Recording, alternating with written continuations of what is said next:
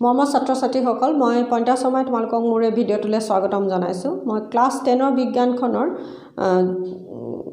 ক্ৰমবিকাশ বংশগতি আৰু ক্ৰমবিকাশ এই চেপ্টাৰটো পঢ়াই আছিলোঁ বায়'লজিৰ। সেই চেপ্টাৰটো ইতিমধ্যে মোৰ কেইবাটাও ভিডিঅ' দিয়া হৈছে।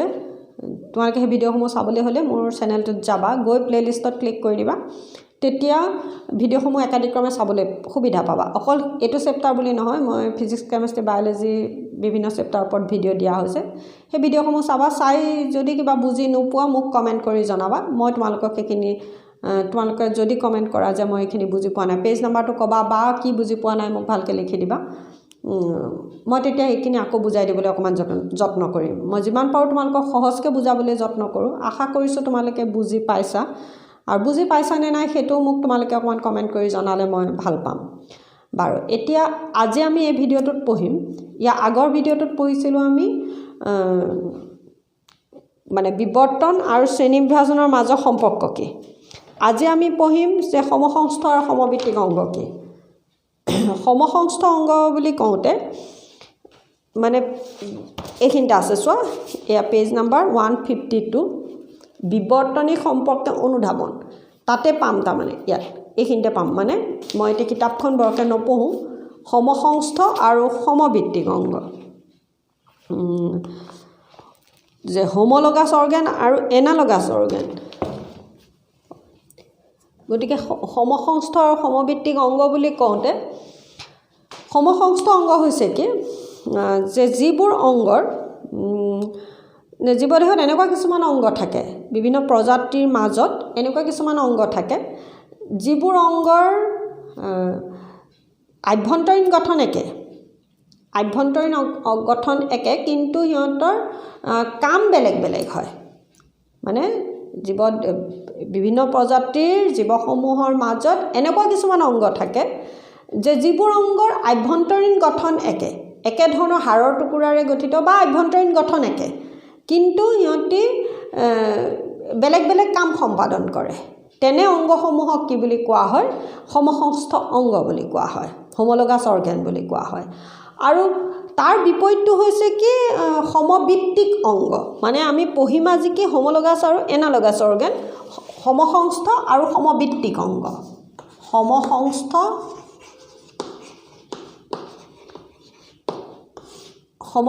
অংগ আৰু সমভিত্তিক অংগ হ'লে অংগ। সমসংস্থ অংগ, যেতিয়া পাৰ্থক্য লিখিব আহে দেই, অকল সমসংস্থ সমভিত্তিক মই লিখাৰ নিচিনা লিখি নথবা আকৌ দেই। মই সেইকাৰণে আকৌ শুদ্ধ কৰিলোঁ, সমসংস্থ অংগ পূৰাকৈ লিখিবা, সমভিত্তিক অংগ পূৰাকৈ লিখিবা, তাৰপাছত এনেকৈ পাৰ্থক্য লিখিবা। বাৰু, সমসংস্থ অংগ কি ক'লোঁ মই? একেধৰণৰ আভ্যন্তৰীণ গঠন একে থাকিব, একেধৰণৰ হাড়ৰ টুকুৰাৰে গঠিত হ'ব। তাৰমানে হাড়ৰ বুলি ক'লে মানে একেধৰণৰ গঠন, আভ্যন্তৰীণ গঠন একে হয়। বিভিন্ন প্ৰজাতিৰ কিছুমান অংগ থাকে যিবোৰ অংগৰ আভ্যন্তৰীণ গঠন একে হয়, কিন্তু ইহঁতি বেলেগ বেলেগ কাম, প্ৰতিটো প্ৰজাতিয়ে বেলেগ বেলেগ কাম সম্পাদন কৰে। তেনে অংগসমূহ কি বুলি কোৱা হয়? সমসংস্থ অংগ। তাৰ বিপৰীতে হ'ল সমভিত্তিক অংগ। সমভিত্তিক অংগটো হৈছে কি, ইহঁতৰ আভ্যন্তৰীণ গঠন বেলেগ, মানে ইহঁতৰ গঠন, অংগবিলাকৰ বিভিন্ন প্ৰজাতিৰ জীৱসমূহৰ মাজত থকা অংগবিলাকৰ গঠন বেলেগ, আভ্যন্তৰীণ গঠন বেলেগ তাৰমানে, কিন্তু ইহঁতে একে কাম সম্পাদন কৰে। ইয়াৰ উভতাটো তাৰমানে, গতিকে এটা মুখস্থ কৰিলে ইটো হৈ যায়। এইটোত কি ক'লোঁ? আভ্যন্তৰীণ গঠন একে কিন্তু কাম বেলেগ বেলেগ কৰে। ইয়াত কি ক'লোঁ? আভ্যন্তৰীণ গঠন বেলেগ কিন্তু কাম একে কৰে, এই সমভিত্তিক অংগ।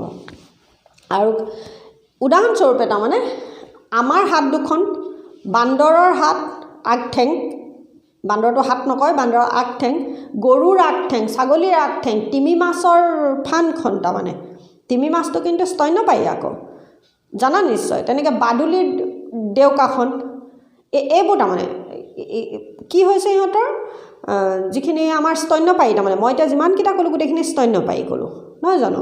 গতিকে এইবিলাকৰ তাৰমানে আমাৰ হাতখনে আমি খোজ নাকাঢ়োঁ, কিন্তু আমি কামেই কৰোঁ, খোৱা বোৱা, লিখা মেলা, এই ধৰণৰ আমি কাম কৰোঁ হাত দুখনেৰে।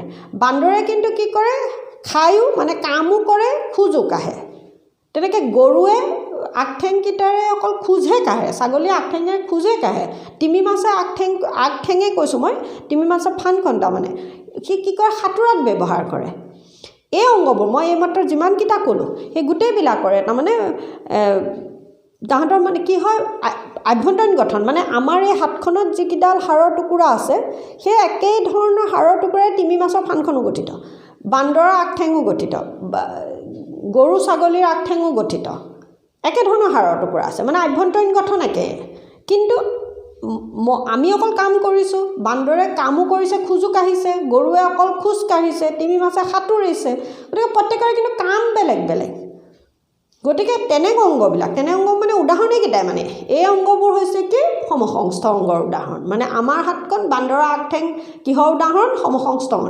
বান্দৰৰ আগঠেং, গৰুৰ আগঠেং, আমাৰ হাত, এইবোৰ কিহৰ উদাহৰণ? ইটো সিটোৰ সমসংস্থ অংগৰ উদাহৰণ, হ'বনে? তেনেকৈ সমভিত্তিক অংগ বুলি কওঁতে পখিলাৰ পাখিখন উৰিবলৈ ব্যৱহাৰ কৰে, তেনেকৈ চৰাইদেউকা উৰিবলৈ ব্যৱহাৰ কৰে, কিন্তু দুইটা একদম বেলেগ, আকৌ দুইটা একেবাৰে বেলেগ, মানে আভ্যন্তৰীণ গঠন ইহঁতৰ বেলেগ বেলেগ, কিন্তু সিহঁতি ইটো সিটোৰ কি হয় সমসংস্থ অংগ, কাৰণ কাম ইহঁতি উৰিবৰ কাৰণে ব্যৱহাৰ কৰে, কাম একে কৰি আছে, অথচ আভ্যন্তৰীণ গঠন কিন্তু বেলেগ। কথাটো বুজি পাইছা বুলি ভাবিছোঁ। গতিকে এটা পাৰ্থক্য সেইটো ক'লোঁ, মানে এইটো লিখিবলৈ আহোঁতে একদম আহি থকা প্ৰশ্নটো হৈছে কি কেতিয়াবা আহিব সমসংস্থ অংগ বুলিলে কি বুজা, কেতিয়াবা আহিব সমভিত্তিক অংগ বুলিলে কি বুজা, কেতিয়াবা আহিব সমসংস্থ আৰু সমভিত্তিক অংগ বুলিলে কি বুজা, কি বুজা বুলি কওঁতে কিন্তু উদাহৰণ নিদিয়াকৈ লিখি থৈ আহিলে নহ'ব আকৌ দেই, উদাহৰণ দিবই লাগিব। উদাহৰণ নিদিয়াকৈ সমসংস্থ সমভিত্তিক অংগ লিখি থৈ আহিলে নহ'ব, হ'ল। আৰু একদম অনবৰতে আহি থকা প্ৰশ্নটো হৈছে কি, মানে এবছৰ নাহিলে এইবছৰ আহি থকা প্ৰশ্নটো হৈছে সমসংস্থ সমভিত্তিক অংগৰ মাজৰ পাৰ্থক্য, হ'বনে? গতিকে পাৰ্থক্য লিখোঁতে এইমাত্ৰ যিটো ক'লোঁ সেইটো বোলে বুলি নক'বা। যদি সমসংস্থ অংগ কাক বোলে বুলি সুধিছে বা বুলিলে কি বুজা সুধিছে, তেতিয়াতো কাক বুলেট শেষ হ'ব লাগিব, বুলেট শেষ হ'ব লাগিব ডেফিনেশ্যনৰ নিচিনা। কিন্তু পাৰ্থক্য লিখিলে মই বুলেট শেষ কৰিব মানা কৰিছিলোঁ, সেইকাৰণে তোমালোকে সমসংস্থ অংগত আভ্যন্তৰীণ গঠন একে কিন্তু কাম বেলেগ, আভ্যন্তৰীণ গঠন বেলেগ কিন্তু কাম একে কৰে, মানে সমভিত্তিক অংগবোৰৰ আভ্যন্তৰীণ গঠন বেলেগ কিন্তু কাম ইহঁতি একে কৰে, এনেকৈ লিখিবা। এইটো 1 নম্বৰ হ'ল। তাৰমানে 2 নম্বৰটো কি হ'ল, তাৰমানে আমি এনেকুৱাও কৰিব পাৰোঁ যে এইটো 1 নম্বৰটো আভ্যন্তৰীণ গঠনবোৰ কি হয় একে হয়, ইয়াত কি ক'লোঁ আভ্যন্তৰীণ গঠন বেলেগ হয়, ইয়াত কি ক'লোঁ কাম লিখিবা, কাম কি কৰিব বেলেগ হ'ব, আৰু ইয়াত কি হ'ব কাম একে হ'ব, হ'লনে? তাৰ পাছত 3 নম্বৰত আহিছে ইহঁতি একে, মানে ইহঁতৰ পূৰ্বপুৰুষ একে হয়, মানে সমসংস্থ অংগবিলাকৰ জীৱবিলাকৰ যিবিলাক জীৱ সমসংস্থ অংগ দিব, মানে ইহঁতৰ পূৰ্বপুৰুষ একে হয়, উৎপত্তিস্থল একে, পূৰ্বপুৰুষ একে হয়, হ'লনে? গতিকে ইহঁতৰ পূৰ্বপুৰুষ একে হয়,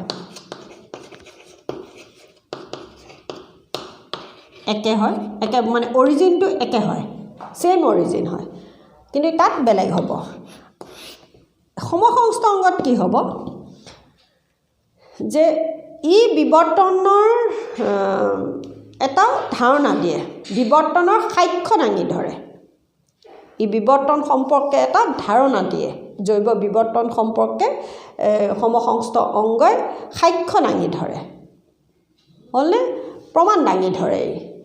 কিন্তু সমভিত্তিক অংগই জৈৱ বিৱৰ্তনৰ সাক্ষ্য দাঙি নধৰে, সি জৈৱ বিৱৰ্তন সম্পৰ্কে একো ধাৰণা নিদিয়ে, কিন্তু পৰিৱেশৰ লগত অভিযোজন এডাপ্টেশ্যনৰ কথা কয়, মানে এডাপ্টেশ্যনৰ বিষয়ে এটা ধাৰণা দিয়ে, কিন্তু জৈৱ বিৱৰ্তন সম্পৰ্কে একো ধাৰণা দিব নোৱাৰে।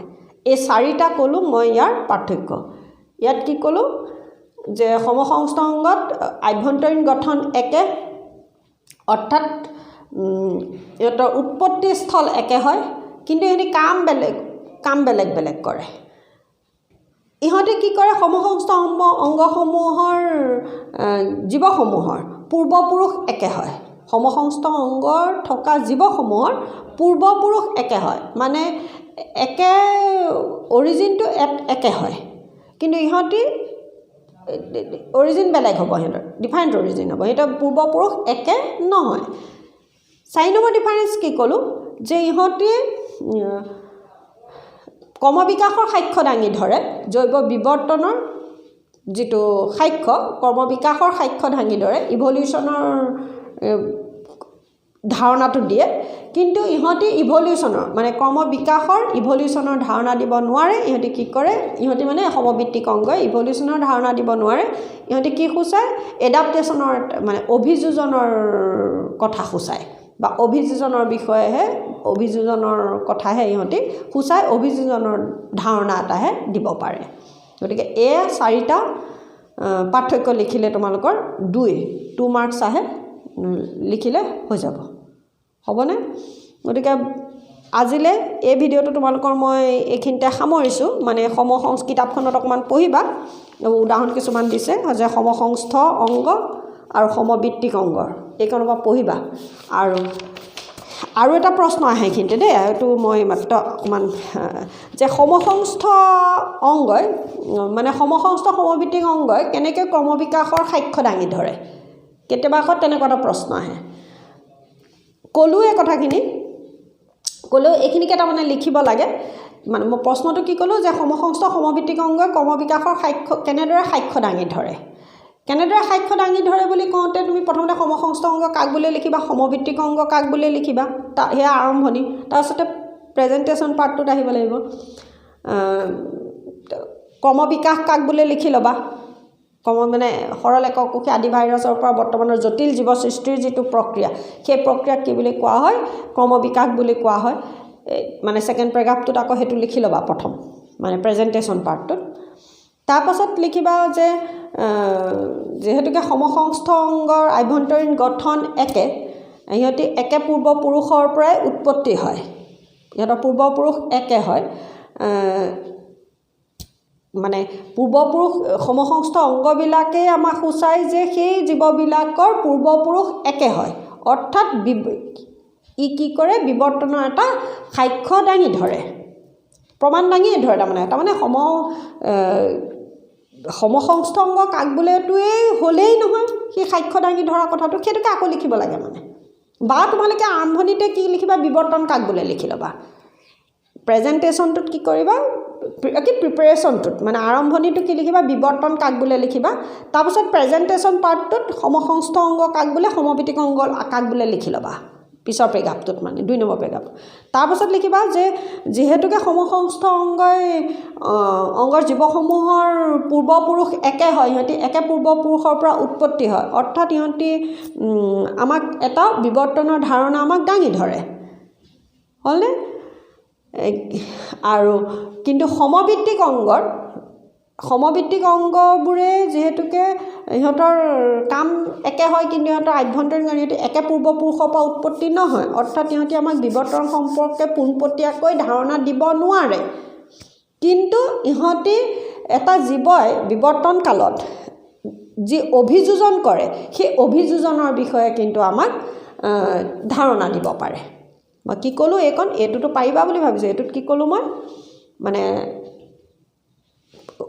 সমভিত্তিক অংগই আমাক বিৱৰ্তন সম্পৰ্কে পোনপটীয়াকৈ ধাৰণা দিব নোৱাৰে মই এই পাৰ্থক্যটো নোৱাৰে লিখিব কৈছোঁ দেই পাৰ্থক্যত যোৱা নাই মই ইটো প্ৰশ্নৰ উত্তৰ কৈ আছোঁ যে সমভিত্তিক অংগই বিৱৰ্তন সম্পৰ্কে পোনপটীয়াকৈ ধাৰণা দিব নোৱাৰে ই পৰোক্ষভাৱেহে আমাক এটা ধাৰণা দিয়ে কাৰণ বিৱৰ্তন কালত ক্ৰমবিকাশৰ কালত জীৱসমূহে মানে ইভলিউশ্যনৰ সময়ত আৰু সেই পিৰিয়ডটোত তাৰমানে ইভলিউশ্যনৰ সময়ত জীৱসমূহে পৰিৱেশৰ লগত বিভিন্ন পৰিৱেশৰ লগত প্ৰতিকূল পৰিৱেশৰ লগত যে অভিযোজন কৰিবলগীয়া হয় সেই অভিযোজনৰ সম্পৰ্কে কি কৰে আমাক এটা থুলমূল আভাস দিয়ে বা ধাৰণা দিয়ে হ'বনে গতিকে এইখিনিকে লিখিলেই তোমাৰ কেনেদৰে সাক্ষ্য দাঙি ধৰে হৈ যাব আৰু যদি প্ৰশ্নটো হ'ল যে সমসংস্থ অংগই হোমোলগাছ অৰ্গেনে কেনেকৈ সাক্ষ্য দাঙি ধৰে